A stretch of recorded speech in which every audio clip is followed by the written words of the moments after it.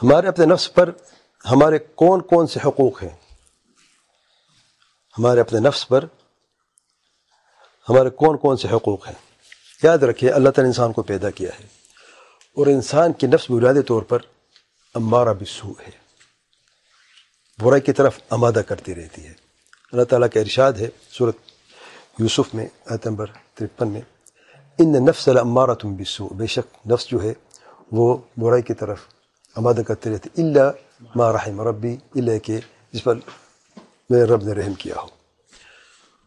اور یہ جو نفس امارہ بالسوء ہے، سب سے پہلا حق اس نفس کا یہ ہے کہ اس نفس کا علاج کیا جائے اور سیدھا کیا جائے، تاکہ برائی سے آپ بچ سکیں اور آپ کی نفس جو آپ کو برائی طرف آمادہ کرتی رہتی ہے اس کی روک تھام ہو جائے اور آپ برائی کی طرف نہ لے کے جا سکیں۔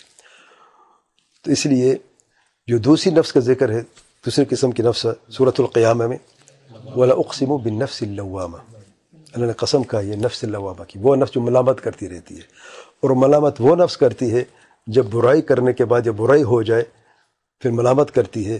یہ سب سے بہترین علامت ہے، اب یہ نفس جو ہے بہتری کی طرف جا رہی ہے۔ اگر ملامت نہیں ہے گناہ کے بعد، سوء کے بعد، برائی کے بعد، مطلب ہے یہ نفس جو ہے ہلاکت کی طرف جا رہی ہے اور اس کا علاج بہت ضروری ہے۔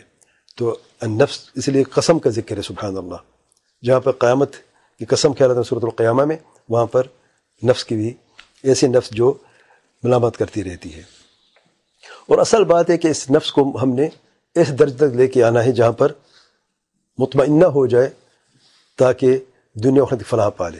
سورۃ الفجر کی آخری آیات میں اللہ تعالیٰ کا ارشاد ہے، یا ایتھا النفس المطمئنہ، اے مطمئن نفس، ارجعی الی ربک راضیۃ مرضیہ، واپس لوٹ اپنے رب کی طرف رضامندی کے ساتھ۔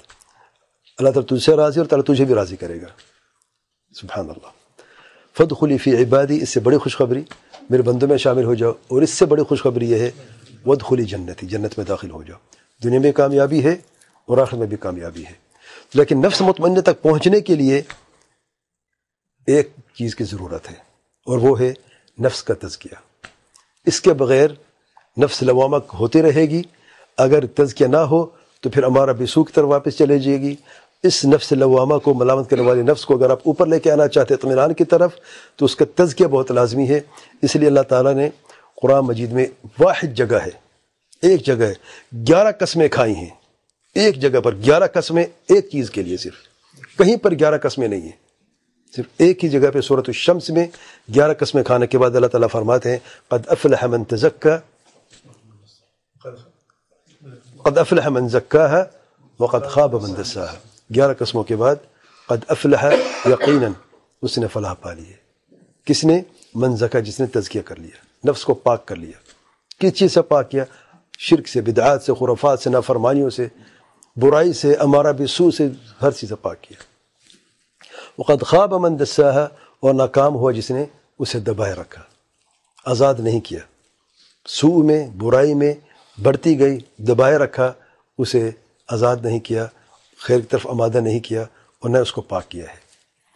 اب ذرا غور کریں قسمیں جو ہیں، والشمس وضحاها، 2 گنتے جائیں، والقمر اذا تلاها، 3، والنهار اذا جلاها، 4، واللیل اذا یغشاها، 5، والسماء وما بناها، 2 ہے اس میں، آسمان کی قسم جس نے بنایا آسمان کو، اس کی قسم، یعنی اللہ تعالی کی قسم، 7، والارض وما طحاها، زمین جس نے زمین کو مار کے سیدھا کیا، کتنی؟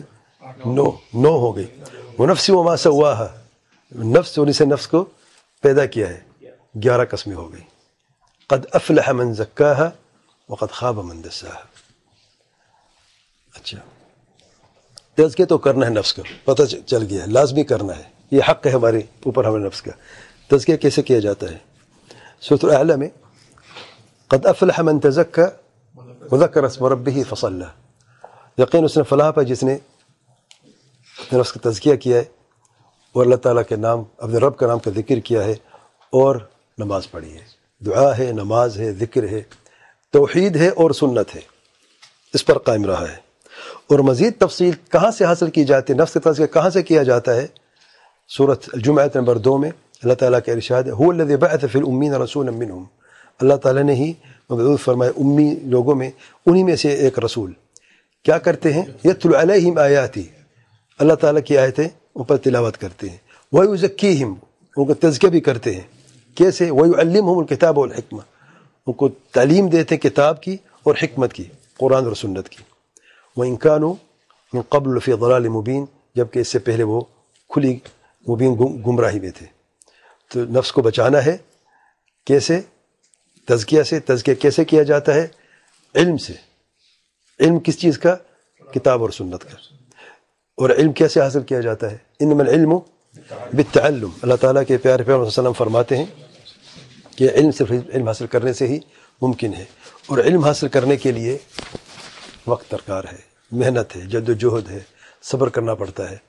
تو علم حاصل کرنا ہے، اور یہ نفس کا حق ہے، ہمارے نفس کا ہمارے اوپر کہ اس کو سیدھا کرنے کے لیے، تزکیہ کے لیے ہمیں علم حاصل کرنا پڑے گا۔ اور علم قرآن و سنت کا ہے، بشرط ہے کہ بفہم سلف الامہ، صحابہ اور سلف کی سمجھ کے مطابق، کیونکہ علم حاصل کرتے ہوئے کئی لوگ جو ہے نا اپنے نفس کو جو ہے نا وہ گمراہی کی طرف لے کے گئے، نعوذ باللہ، اور ہلاکت کی طرف لے کے گئے۔ تو صرف علم کافی نہیں ہے، صحیح علم، اور صحیح علم وہ ہے کتاب اور سنت کا، قرآن اور سنت کا، جو صحابہ اور سلف کے سمجھ کے مطابق ہو۔ اور پھر اس کے ساتھ ساتھ جو ہمارے نفس کے اوپر ہمارا جو حق ہے وہ ہے وَلِنَفْسِكَ عَلَيْكَ حَقًّا، اور تمہارے نفس کے اوپر تمہارا اوپر حق ہے کہ آرام اس نفس کو کرنا چاہیے، ہلاکت کی طرف نہ لے کے جائیں۔ اگر عبادت بھی کرنی، علم حاصل بھی کرنا ہے، اور آپ نے جد و جہد بھی کرنا ہے، اس کا مطلب نہیں کہ آپ نے اپنے آپ کو ہلاک کر دینا ہے، بلکہ جیسے کہ رب کا حق ہے، رَبِّكَ عَلَيْكَ حَقًّا وَلِنَفْسِكَ عَلَيْكَ حَقًّا وَلِأَهْلِكَ عَلَيْكَ حَقًّا، تمہارے گھر والے ہیں، بیوی بچے ہیں، ان کو وقت بھی دینا ہے، ان کا بھی حق ہے، جو حقوق واجب ہیں جو آپ پر فرض ہیں وہ ادائیگی بھی لازم ہے، اور جو رب کے حقوق ہیں وہ بھی ہیں، اور اس کے ساتھ ساتھ نفس تمہاری راحت جو ہے، آرام ہے، اس کا بھی وقت نکال کے وہ بھی ساتھ ہو۔ تو اس طریقے سے جو نفس کے ہمارے اوپر جو حقوق ہیں ہمارے نفس کے، ان کو اچھی طرح جان لیں کہ نفس کو پاک رکھنا ہے، اور پاک رکھنے کے لیے علم حاصل کرنا ہے، جد و جہد کرنی ہے۔ اس کے ساتھ ساتھ جو دیگر فرائض ہیں ان میں کمی نہ ہو، اللہ کے حقوق میں اور حقوق العباد میں، ان میں کبھی بھی نہ ہو۔ یعنی کہ آپ نے ایک طرف تو ایک اچھا کام کرنا ہے، لیکن والدین کی نافرمانی ہے، ان کا خیال نہیں رکھنا ہے، صلہ رحمی کا آپ کو خیال نہیں ہے، بیوی بچوں کا خیال نہیں ہے، تو یہ کوئی بھی طریقہ درست نہیں ہے۔ اگر نفس کا اپنا حق ادا کرنا تو مکمل طریقے سے نفس کا حق ادا کرنا ہے۔ واللہ اعلم۔